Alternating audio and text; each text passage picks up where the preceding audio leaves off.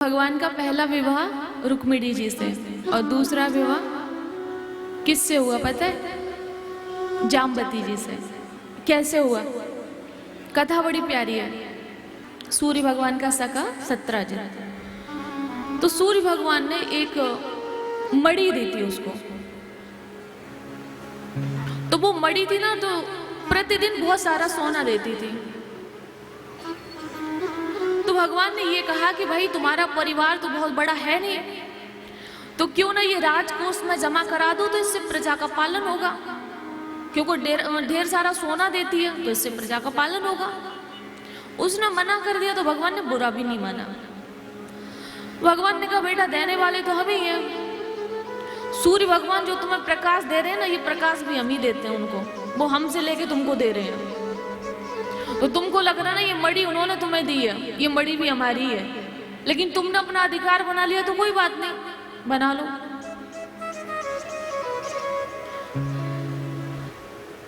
भगवान ने कुछ नहीं कहा। तो एक दिन उसका जो भाई था प्रसेन, वो उस मणि को पहन के जंगल में शिकार के लिए गया।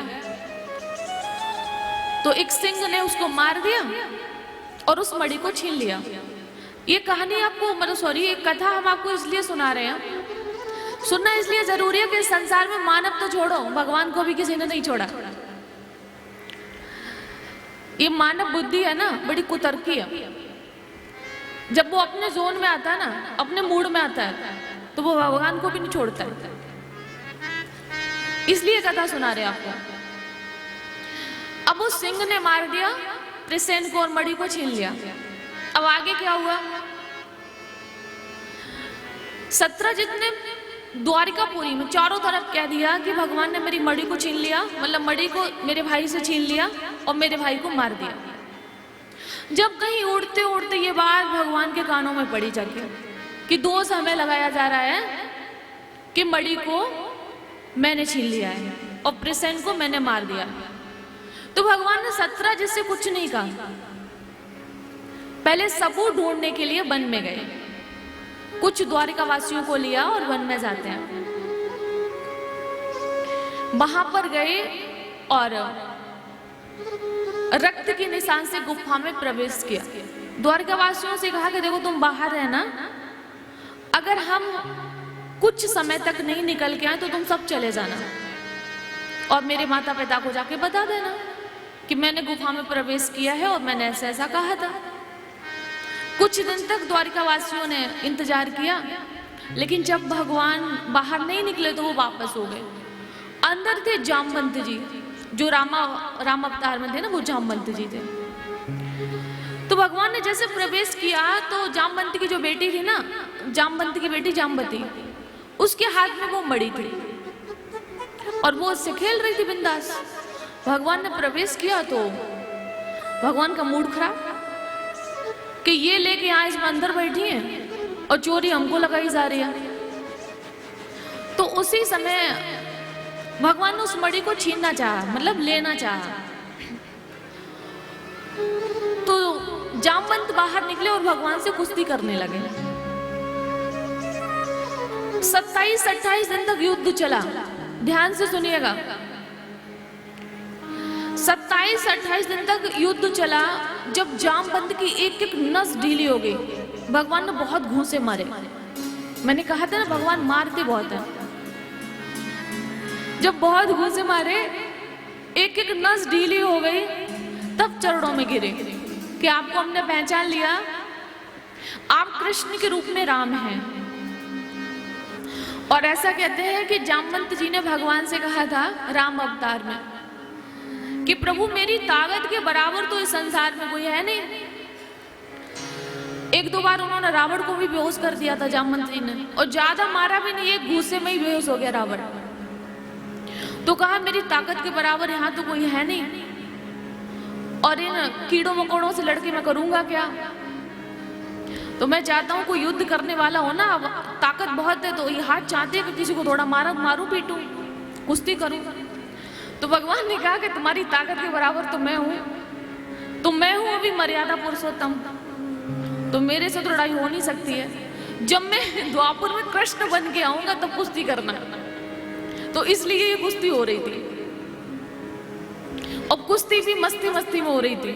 आपको ये भी बता दूं, जब बहुत सारे घूसे खा लिए तब जामवंत की अकल ठिकाने आई, चरणों में पड़े और मणि को दिया है, साथ में जामवती को भी दिया। और भगवान तो मतलब भक्त वत्सल है ना, तो जो भक्त देते भगवान उसको स्वीकार करते हैं। जामवती को लेके द्वारिका पहुंचे और वो मणि ली, उनको पत्नी के रूप में स्वीकार किया। द्वारिका में गए हैं और वहां पे जाके वो मणि सत्रजित को वापस की गई है। तो द्वारिका वासियों ने सत्रजित को खरी खोटी सुनाई कि तुम्हें संसार में कोई दूसरा नहीं मिला।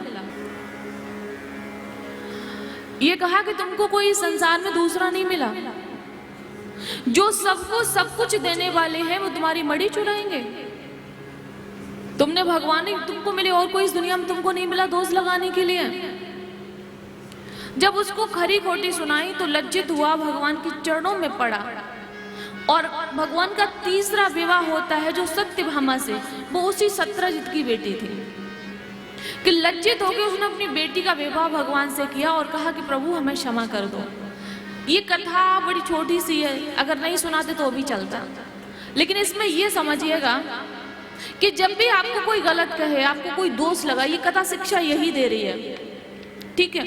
तो सही साबित होके अगर दिखा सकते हो तो दिखाओ, नहीं तो अपने आप को टूटने मत दो, क्योंकि जो लोग भगवान को नहीं छोड़ते वो आपको भी नहीं छोड़ेंगे। आप संभाल के अपने आप को, दिमाग को रखिएगा, आपको टूटना नहीं है, आपको आगे बढ़ना है। भगवान तो सर्वशक्तिमान थे, तो उन्होंने वो करके दिखाया, मणि भी ढूंढ के दिखा दी। तो हो सकता है कि आप अपने आप को सही साबित करके ना दिखा सको, लेकिन आप सही हो, आपको भगवान सही मानते, आप अपनी नजरों में सही हो, अर्थात आप सही हो।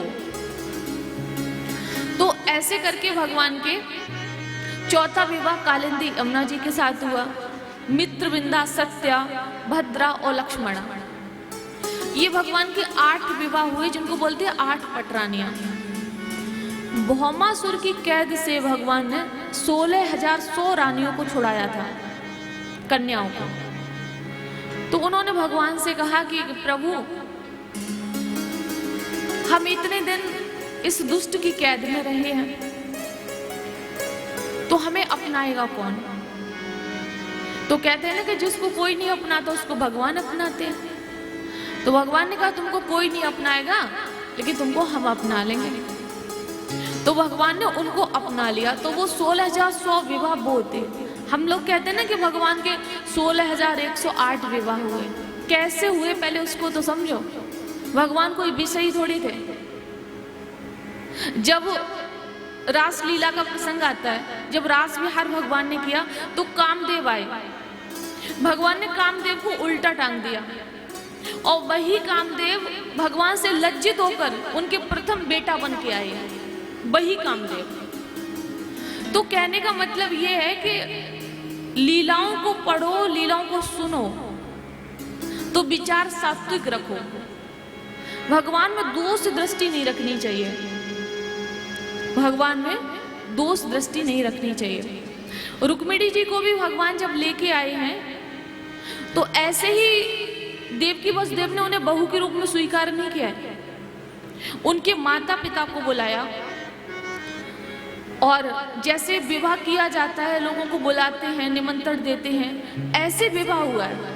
तब उन्हें बहू के रूप में स्वीकार किया। उनके माता पिता को, उनके पूरे परिवार खानदान को बुलाया, बस उनका भाई रुक्मी नहीं आया था।